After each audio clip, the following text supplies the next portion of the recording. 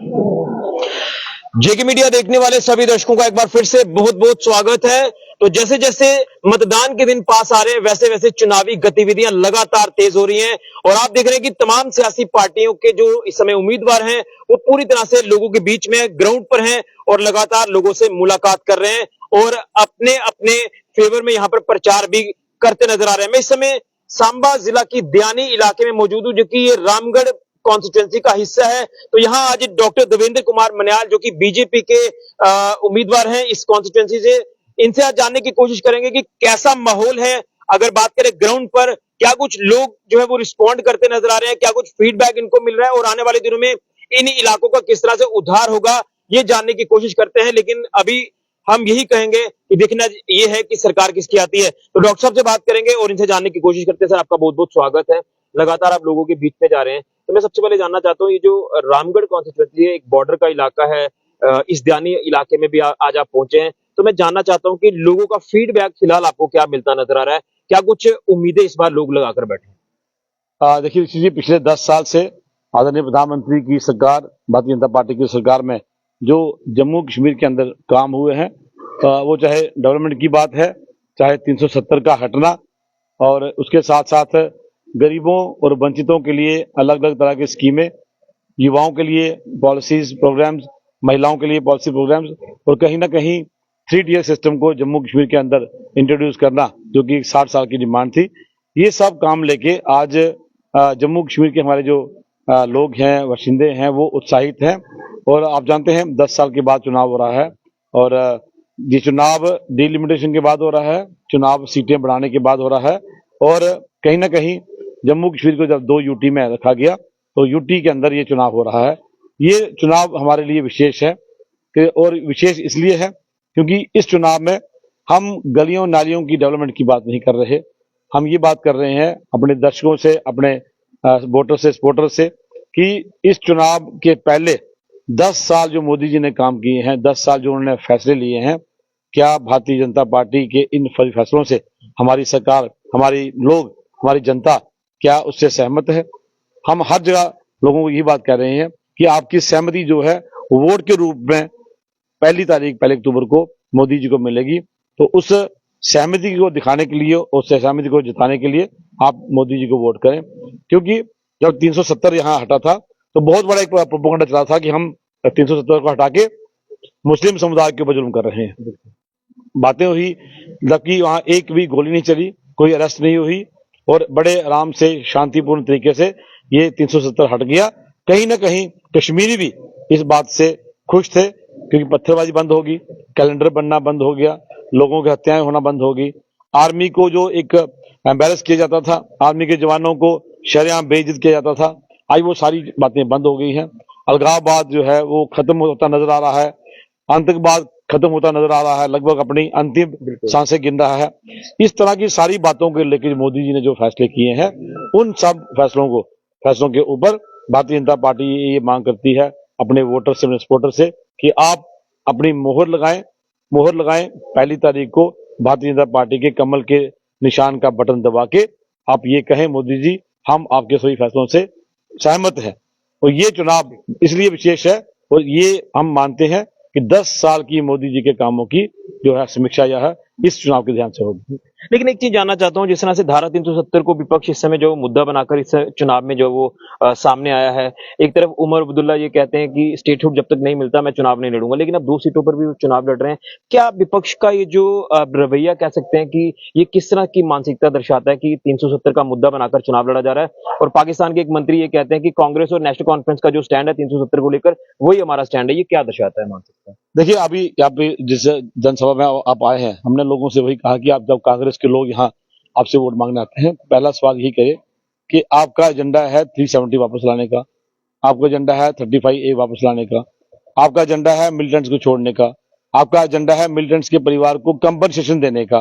तो क्या यहाँ के जो प्रत्याशी हैं, जो जम्मू रीजन के हैं, क्या कश्मीर के भी लोग हैं जो पत्थरबाजी से बंद होने के बाद खुश हैं, वो लोगों से पूछे कि क्या आप इस एजेंडा को मानते हैं? क्या आप कांग्रेस के इस मैनिफेस्टो को, NCPDP के मैनिफेस्टो से सहमत है?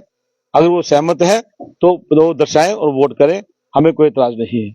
लेकिन अगर वो 370 हटने से खुश हैं और वो कांग्रेस की नीतियों से निराश है तो वो कांग्रेस को वोट ना करें। आज कहीं ना कहीं तीनों पार्टियों का एक ही एजेंडा है कि 370 को वापस लाएंगे, लेकिन 370 अब गंगा की हड्डियों जैसा है, अब वो वापस नहीं आएगा। ये बात मैं आपको बड़े दावे से कह सकता हूं। जहां तक उमर साहब की बात है, उमर साहब फारूक साहब के पुत्र हैं, उनके भी स्टेटमेंट्स जम्मू में कुछ होते हैं, कश्मीर में कुछ होते हैं, और जब वो दिल्ली जाते हैं तो वहां कहते हैं जम्मू जाए भाड़ में, मुझे तो कश्मीर के ऊपर ध्यान देना है। इस तरह की स्टेटमेंट देने वाले फारूक साहब और उनके पुत्र जब कहते हैं कि जब तक राज्य नहीं बनेगा मैं चुनाव नहीं लड़ूंगा, और अब 2-2 सीट में चुनाव लड़ रहे हैं, तो वो उनको भी पता है कि वो दोनों सीटें हारने वाले हैं और बुरी तरह से हारेंगे। अभी इंजीनियर रशीद की हार का जो थप्पड़ उनको पड़ा है, ये उनका कहना है, ये मैं नहीं कह रहा हूं। उन्होंने कहा था कि मुझे जो इंजीनियर रशीद के हाथों मुझे जो हार मिली है, उस थप्पड़ की गूंज अभी तक मेरे कानों में गूंज रही है। तो मुझे लगता है उन्होंने अपना दूसरा गाल भी आगे किया हुआ है और ये गूंज भी उनको अगले लोकसभा के चुनावों तक उनके कानों में आएंगी। जहां तक उनकी स्टेटमेंट का सवाल है, आप भी जानते हैं वो कहीं एक बात पे टिकते नहीं है। अब्दुल्ला परिवार, मुफ्ती परिवार कभी कुछ कहते हैं, कभी कुछ कहते हैं। हमारी एक ही बात है, भारतीय जनता पार्टी की सरकार, भारतीय जनता पार्टी का मुख्यमंत्री इस बार बनेगा और बन के रहेगा। लेकिन इस समय अगर लोगों का हम फीडबैक ले रहे हैं, हम अलग अलग इलाकों में जा रहे हैं, तो लोग ये कह रहे हैं कि चलिए राजनीति एक तरफ है, लेकिन असल मुद्दों के ऊपर बात की जाए। जो भी चुनावी उम्मीदवार हमारे इलाके में आ रहा है, जो भी जीतकर असेंबली में जाएगा, वो असल मुद्दों के ऊपर ध्यान दे ताकि लोगों को सहूलियात जो मिले। क्या आप ग्राउंड पर इस समय देख पा रहे हैं कि क्या क्या असल चीजों की रिक्वायरमेंट है लोगों को? लोगों की रिक्वायरमेंट थी बॉर्डर पे फायरिंग खत्म हो, फायरिंग हमने बंद कर दी। लोगों की उम्मीदें थी बॉर्डर रोड्स डेवलप हो, बॉर्डर रोड्स पे कनेक्टिविटी अच्छी हो, वो हमने कर दी। लोगों की डिमांड थी बॉर्डर की रिजर्वेशन हो, वो रिजर्वेशन हमने दे दी। बॉर्डर पे अधिकतर लोग हमारे पीओजेके और वेस्ट पाक रिफ्यूजीज हैं, उनको मालिकाना हक मिले, वो हमने दे दिए। बॉर्डर के ऊपर जो बंकर्स बनने चाहिए, बंकर बन रहे हैं, कुछ जगहों पे नहीं बने, जल्दी बन जाएंगे। डिग्री कॉलेज की मांग थी, डिग्री कॉलेज दे दिए। हायर सेकेंडरीज की डिमांड थी, हायर सेकेंडरी दे दिए। हॉस्पिटल की जो बात थी, हॉस्पिटल डेवलप कर दिए।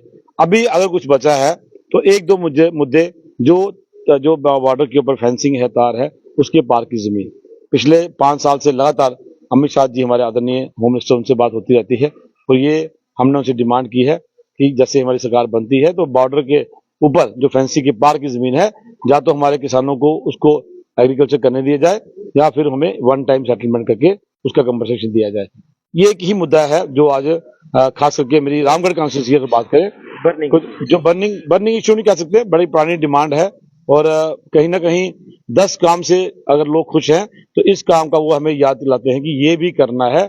और मैं आपके माध्यम से अपने रामगढ़ के सभी हमारे वोटर्स को कहूंगा, ये काम भी हम करेंगे। इसके साथ साथ पीओजेके और वेस्ट पाकिस्तान रिफ्यूजियों को जो अलॉटमेंट के हमारा जो जमीनों के हक दिए हैं, मालिकाना हक, लोकल अलाटीज को भी सरकार बनते ही मालिकाना हक दिए जाएंगे। ये हमारा आपके माध्यम से हमारे वोटर से ये हमारा एश्योरेंस है, हमारा वादा है, हमें करेंगे। एक आखिरी सवाल रहेगा, समय का अभाव है। मानते हैं कि ये जो चुनाव है ये बीजेपी और इंडी लाइंस के बीच में है, क्या मान रहे कि टक्कर दोनों तरफ है?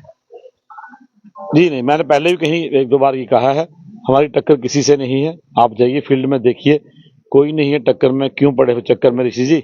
हम जीतने वाले हैं, हम जीतेंगे, हमारी सरकार बनेगी। चलिए डॉक्टर साहब, आपने समय दिया, आपका बहुत बहुत धन्यवाद। तो ये थे हमारे साथ डॉक्टर देवेंद्र कुमार मन्याल, जो कि रामगढ़ कॉन्स्टिट्यूंसी से भाजपा के उम्मीदवार हैं।